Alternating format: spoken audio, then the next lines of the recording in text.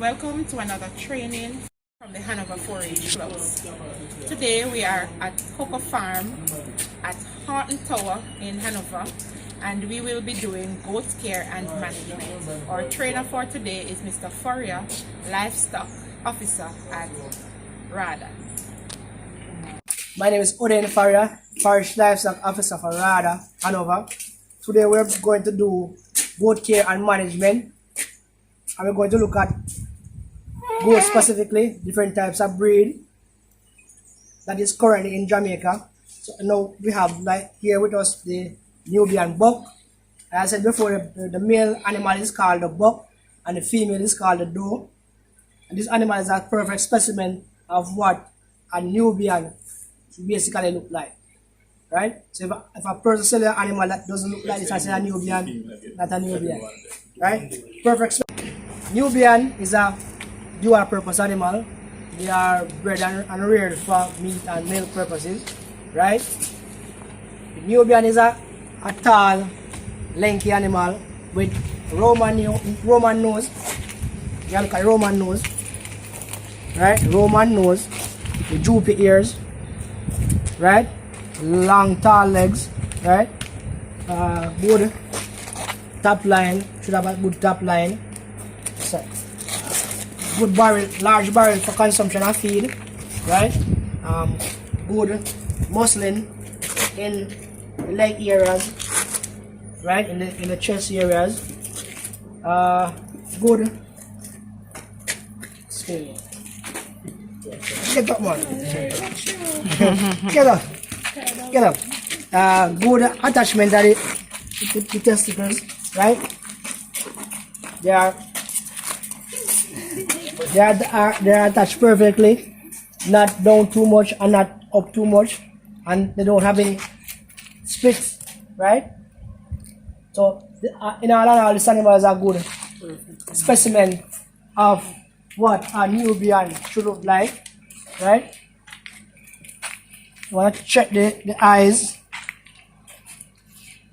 the mucous membrane in the eyes, see how healthy the animal is. You want to check the teeth to see how old the animal is, right? I said before that you have the teeth, 8 teeth out down by the bottom. Each year 2 teeth will fall out and grow back. You have up by top is a hard palate, right? And through the middle there's no teeth. You can actually put your finger through, right? So that is basically what a Nubian should look like. Basically it. I can't consume feed, you can't put on weight, right? So that is one of the things we look at. So this is a perfect specimen of what a Nubian should look like, right? Long pendulous ears, Roman nose, long animal, tall animal, right? That is basically what you look for in selecting a Nubian, right? So this is the Nubian, right? Bring that one.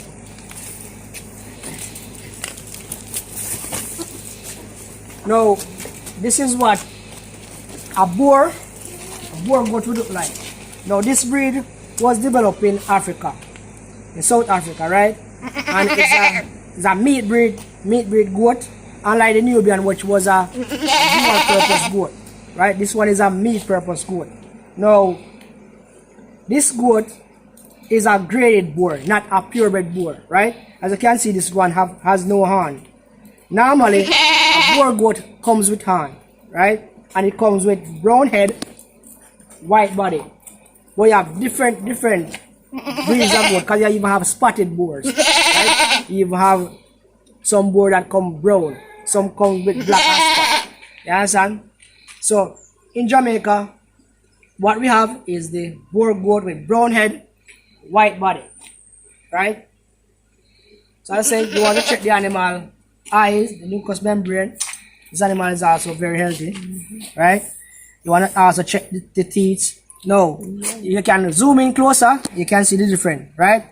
This animal, based on the teeth, this animal is under a year old. Right? Under a year old, because still have all the baby teeth, right? You can zoom in, you can see all the baby teeth, right? So these baby teeth will fall out when the animal reach a year or so. These two will fall out and it'll grow back two more years. Now, as I said before, the boar goat is a meat goat, and normally the animal has a lot of muscle, and what we call muscling in these areas, the chest areas, the leg areas, and the hindquarters, right? Now, one of the things when you're selecting breeding buck is to make sure turn an animal to the back, right? Now, this animal is a perfect example of what you don't want, right? This animal has a split testicles. You don't want this if you're selecting a buck for breeding, right? Not a good characteristics, right? If the split is too big, you don't want that. This split is more than an inch. You don't want this big split, okay? So, as I said before, the boar, this is the characteristics you look for, mostly brown head, white body, with more muscling. And then now you have our own native goat. Right. So this is what we call a native. Now if you look at the boar should have a defined Roman nose, just like the Nubian and droopy ears, same here, right? Now the local native goat has what you call erect ears, right? Much more smaller, much more hardier, much more used to the environment that we have in Jamaica, right? Now, as I said before, you want to check the eyes, right? The eyes are a little bit pale, as you can see, right? Now, I would deworm this animal, right? It's not that bad, but you would want the worm burn to increase, right? Now, you want to check the age. This animal is just an ear hole, right? If you can see the two mirror teeth fall out and grow back, so this animal is just about a year old, right? And it still have the baby teeth along the side, right? So the native goat is a much more smaller goat, much more hardier, more resistant to our local disease and pests, right? So this basically deals with our breeds, right? So we cover the breeds, we cover selection, and we cover farmacia. So normally, if this animal was a hand goat, you'd have the hands, then you have the pole, you have the face of the animal, you have the ears, the neck or the shoulder, right? You have the legs, the knee, you have the hooves, right? You have the line of the animal, you have the front quarter and the hind quarter, you have the barrel, right? Animal must always have a nice, well-rounded barrel so it can consume feed, right? And then you have the testicle. That's basically the primary parts of the animal. Yeah. So disease of goats. We have a few diseases that affects goats locally. One of them is hoof rot. That is a disease of the hoof. We see most animals have this disease in the rainy season, right? So hoof care is very important. Now, hoof care, basically you will want to catch your animal every month or two to check the hoof to see if the animal has any hoof infection, and you want to trim that hoof and soak it in some copper sulfate, right? Now, copper sulfate will harden the hoof and prevent it from softening, right? So that is basically one of the diseases that we have now, especially in the rainy season that we're having right now. Hoof rot is one of the main ones, right? Then we might have bloat, right? We might have bloat in animals if they consume too much concentrate feed. You might see most animals coming up with bloat. This is why I recommend that farmers must feed the animal with a balanced diet, right? You're gonna feed them grains, it's just a handful of grains, right? And you feed them mostly grass, mostly roughage, right? With a lot of dry matter content, right? Most of the animals, if you feed them too much concentrate, they will end up with temperature water. A feed here, right? So we have a feed composition here, right? So we have crude protein 15%, crude fiber or crude fat, right? So the crude fat is 3% and the crude fiber is 4%. So in formulating a feed, it's very important that you watch your crude protein, right? Anything less than 15 or 16% for goat, it doesn't make any sense, right? Now, if you see here, they have monensin sodium, right? Now, this monensin sodium prevents coccidiosis, which is not a disease that affects goat, right? Yeah, so this feed also must not be fed to any equine that is horse, right? Because it will cause the animals to be poisoned, right? You know, if you remember at the time that came on the spot that all the horse died off, this was because of this, right? So the formulation of the feed is important, right? Crude protein, crude fat, and crude fiber, right? So it's important that you always read the label to get or to understand what the formulation of the feed is, right? So we touch on hoof rot, coccidiosis, and bloat, right? We also have foot and mouth disease, and that is going around now, right? Foot and mouth disease. We also have bacterial infections, some bacterial infection that go around, mostly in the rainy season. We have a disease that they call anthrax. You have black leg, you have brucellosis, right? So there's a few diseases that affects animal, right? The brucellosis is a one that is sexually transmitted, just like AIDS, from male to female and female vice versa, right? So you can research it and do some more reading to find more about that type of disease, right? So we cover disease, huh? We normally do test once a year. Yeah, do a test. Like get a collect it and test. Yeah, man. test once a year. So that is And if you hear already, you know it's the animal abuse losses. yeah. So you just in a 24-hour experience. You know that. Yeah. Spores. It's a disease caused by spores. So basically the animals pick it up in the dry season, are depending on the season where the spores are flaring up. So the animal feed too low, they'll pick up the spores and that cause the infection, right? That's why it is important for vaccination, right? At least once per year, it's recommended that you vaccine your herd with some form of vaccine.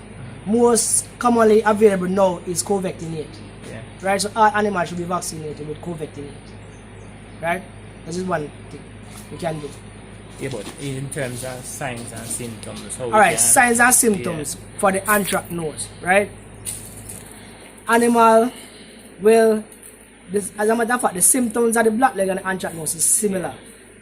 But the black leg, you know, it don't really show any signs to Only when the animal once dead, the animal dead, you see blood oozing from the nose and the belly, is the barrel kind of swollen and your foot stick up in the ear. Yeah? But with anthracnose now, basically animal get fever, not eat, loss of appetite, not moving around, weak, right? And then the animal just dies suddenly. Yeah, sir. So vaccine if you just prevent. Yeah, vaccine. Vaccinate animals once per year and good. Right? And I say Covectinate is one of the best ones to use. Right? So basically cover. And no. Alright, coccidiosis is a disease that affects a wide range of animals. Alright, so it affects goats, especially chicken. Yeah. So animal will pick it up. I think it's a protozoa. Yeah, animal will pick it up, whether in a feed or droppings, right? Yes. So you want to make sure proper sanitation is very important. Proper sanitation. So you want to sanitize the area, treat the area, and make sure your area is dry and sanitized all the time in order to minimize the spread of this disease, right? So you want to treat the animal with, they have drugs on the market. Can't call none of the drugs off on I think they have one they call Sulfamed. Yeah. We have a couple local drugs on the market. that can be used to treat coccidiosis. Yeah. Right? But what we really want them to know, or me, myself too, the signs and the symptoms. Oh, the signs and the in a symptoms. coccidiosis now, You you find out say bloody bloody feces. feces. And the major one. Yeah, bloody feces are major feces. You know? So if you go in the herd and you see bloody feces in any you know, animal, say you have some from we know, coccidiosis. say, yeah. You know? So that's the major signs. You know? Animals look healthy, but they are Bloody passing feces, bloody stool. yeah. You know? So that's the major signs. Right? That's one of the major diseases. So you Yeah. have two types of scores. I think you have the nutritional scores And bacteria. and you have bacterial scores.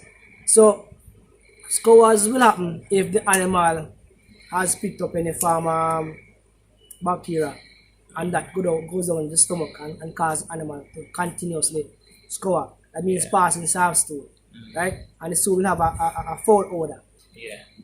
right? Nutritional scores now is that in most cases you might just win some animals and you're switching them from a liquid diet to a solid diet.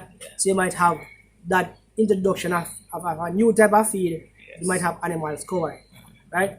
In most cases you can just treat with some antibiotic and the animal is fine, right? Yeah. So this basically Alright. scores. Yeah, man.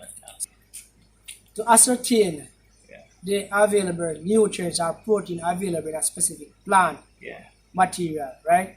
You have to collect samples Yeah. and send to borders. Okay. Borders will run tests and see the amount of dry matter content you have and the amount of protein available.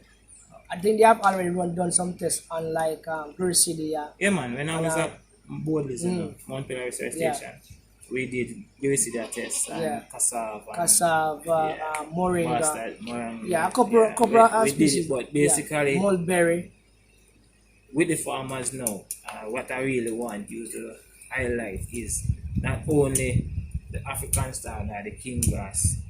You know, we yeah, man. always have to mix it up and yeah, you have to constantly- get a variety because you know, the Variety. thing is this, you know, each plant will have a specific nutritional value, Yeah, right? So if you're going to feed the animal on one specific grass, you're only getting a specific amount of nutrients, and some grass only carries a certain amount of nutrients. Another point is that when you're feeding animal, it's very important that you harvest the grass at a certain stage. yes, Right. yes, definitely. All grass are poisonous. Yeah, All grass carry a certain amount of toxicity to them. So if you harvest the grass at a more mature stage, that is where you have the toxin in the grass.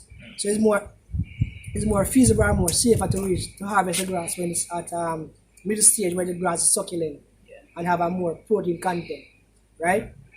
This is when it's more feasible to harvest the grass, right? So our next topic is housing and sanitation with regards to small ruminants, goat and sheep, right?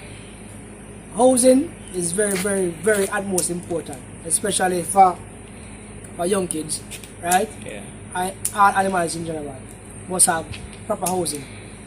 Now for housing, we recommend that you construct your house in the direction of east to west, right? And have a slatted floor base raised off the ground, probably about 5 feet, right? Now, the reason why I say use slatted floor is because slatted floor is more sanitary, right? The feces can easily drop through and you can easily scrape that out and use that for some composting, right? yeah. Now, if you don't have proper housing, you don't have proper security of your animal. You Yes, can have yes. dogs come in, you can have thieves come in and steal your animal and that. You understand? definitely. So housing is very for security, Critical. right? So if you're going to have any farm animals, housing is one of the first thing you must have in place. Housing, proper fencing, right? So as I say, you want to construct a house in an east to west direction. That's when the sun rises in the east, you get that morning sun, and as the sun move away, the entire house can get some sun, right? Yeah. You have a specific wind that blows from the east to the west, right? And the sun sets from the east to the west. So, Share the way. so this is the house, right? East to west. So the sun rises in the east, Yes. and as the sun passes, you have sun coming on this side. So that means animals can come over this side. You understand? So they can move from the sun. And all of the house get sun during the course of the day. Right? Yes, yes.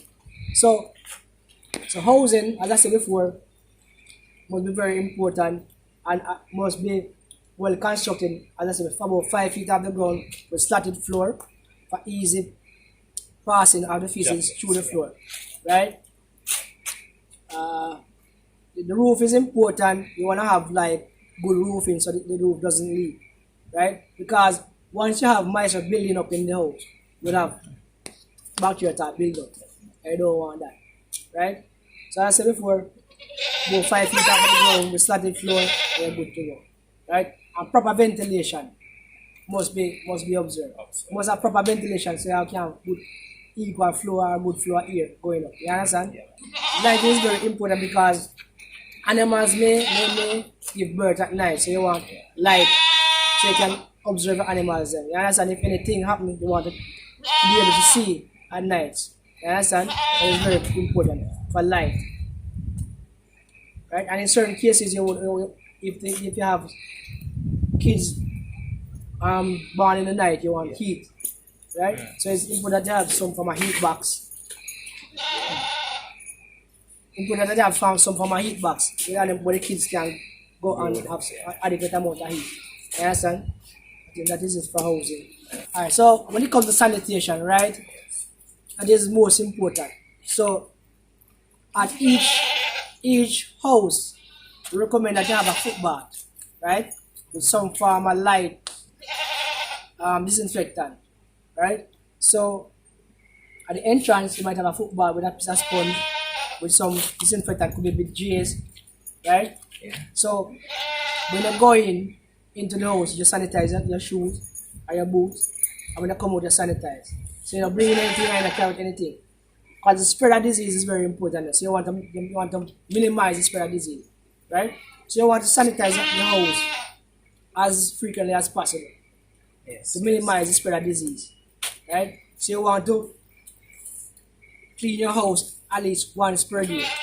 Remove out the feces and so, and you probably want to spray the house like probably once a week with some sanitizer. Whether it could be household bleach or J's. Right? Yes. So sanitization is important in order for you to minimize the spread of disease, right? Mm-hmm. And you don't want the animals to be spreading disease from one to another. So the entire area that you're housing animals should be clean at all times, right? Most important of all, record keeping, right? Now, in any farmer enterprise, business or career, it's most important that you have good record keeping practices, right? Now, why is it important for you to keep record? Right? One, you want to know if you're making a profit or a loss. Right? That's most important. You can't be running a business and you don't know if you're making a profit or you're making a loss. Right? Two, you have certain types of record, different types. For goats, you might have birth record, breeding record, winning record, you have weight record, right? You have killing record, right? So you have a wide range of record. You have feeding record, you have medication record. So you have a wide range of record, right? Now, prime example of how record keeping is important. For example, this animal has an infection, right? You treat this animal for the infection by giving some antibiotics today, right? Tomorrow, someone will come and sell the goat, right? Because when he come and looking at the book, there was no record that this animal was given an antibiotic. No. Once Mr. was sell the goat to the butcher will slaughter that animal, right? And that animal will be sold to consumers who will consume that meat. Now, the reason why the government has this clampdown or this restriction on who uses antibiotics is because persons are not keeping proper record, right? Yes. And they are selling the goods, right? And it has not passed the withdrawal period yet, right? So you're selling the animal with the antibiotic still in the system. You purchase the meat, you cook that meat, you consume that meat, and then you're having problems now. Because the thing is this, we only have one set of antibiotic that was developed a couple of years ago, right? So we have one set of antibiotic about human and animals. It's the same antibiotic, right? Change. Hasn't changed over the past couple of years. Well, so the thing is that when you consume that meat, you know, your body will consume the antibiotic, right? Once you consume that antibiotic, you get ill, go to the doctor give you antibiotic. For some from an infection that you have, Yes. it won't work because you already consume antibiotic in the meat and that. So your body now is used to that particular antibiotic in the system. So it doesn't work. So that is why the government is clamping down on the movement of buying antibiotic and who gets to use it, and you have to have prescription now to purchase antibiotic. You understand? That is why it's important that record keeping is important. You understand? It tells you when the animal was born, when the animal was weaned, it tells you when the animal was gave birth. It tells you everything. So it's important that you keep a good record. Good record keeping book, right? This book was given to some time ago. I think it was last year I gave this book to Sir Wesley. Right? So this is the book that was produced by RADA. Right? So as I said before, we have several type of records. Right? What do you now? So you have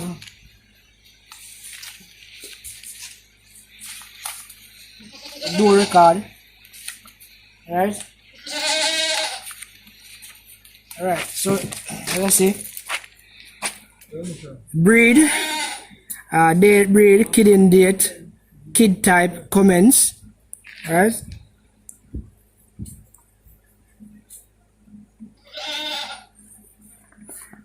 Alright, so you can have kid in information. I have no information in this, alright. Hey, what are So you have the one part of the book.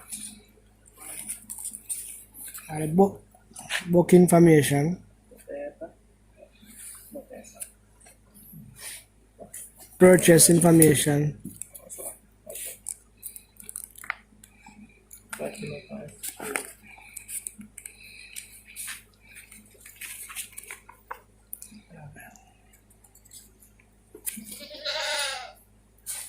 You also have your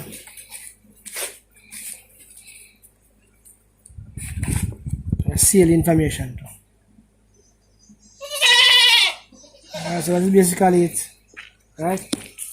No, currently the market for of goat meat is booming exponentially, right?